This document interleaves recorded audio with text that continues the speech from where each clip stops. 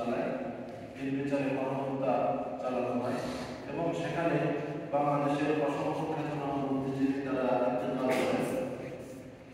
তো সেই দিবসকে স্মরণ করার জন্য তারপর থেকে নিয়ে স্বাধীনতার পর থেকে নিয়ে এই দিবসটি পালিত হচ্ছে। তো আজকে আমাদের শহীদ বুদ্ধিজীবী যারা দেশের তরে প্রাণ দিয়েছেন, শহীদ বীর মুক্তিযোদ্ধাবৃন্দ সকলের বিদায়ী আত্মার মাগফিরাত কামনা করছি।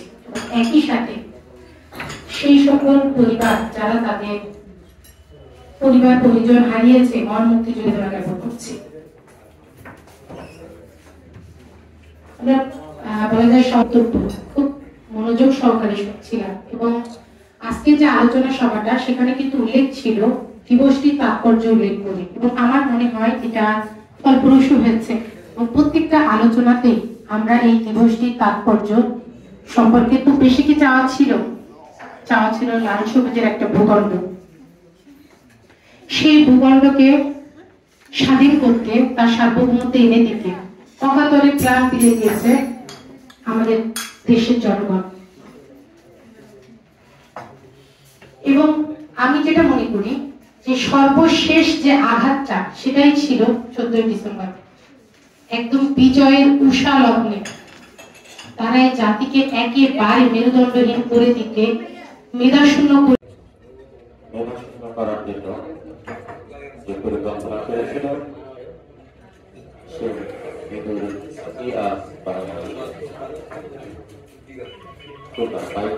সারা বাংলাদেশে সকল জায়গায় সুখবর 14 ডিসেম্বর বেছে বেছে আমাদের যাদের মাধ্যমে আমাদের এই দেশ চলতে পারত, চালিকা শক্তিতে যারা পরিণত হতে পারত, তাদেরকেই তারা হত্যা করেছে। আমি আরেকটু যোগ করতে চাই, আমাদের মহান মুক্তিযুদ্ধের সশস্ত্র বুদ্ধিজীবীরা ছিলেন, তারা তাদের মেধা, তাদের প্রজ্ঞার মাধ্যমে তারা তাদের সাহিত্য, শিল্প, লেখনী, গানের মাধ্যমে মুক্তিযোদ্ধাদের ভিতরে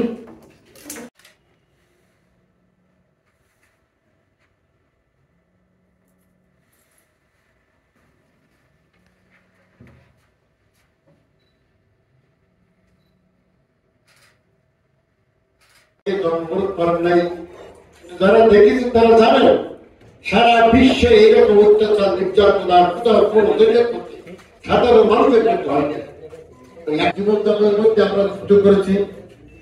9 মাস সশস্ত্র সংগ্রামের পর যখন আমরা বিজয়ের দায়ের প্রান্তে বিজয়ের দায়ের প্রান্তে তখন পাকিস্তান কর্তৃপক্ষ সেনাবাহিনী মনে করল যে আমরা আর টিকতে পারবো না। আমরা সবাই আলোচনায় রেখেছি এই দিন আমাদের জাতীয় জীবনে একটা শোকাবহ দিন।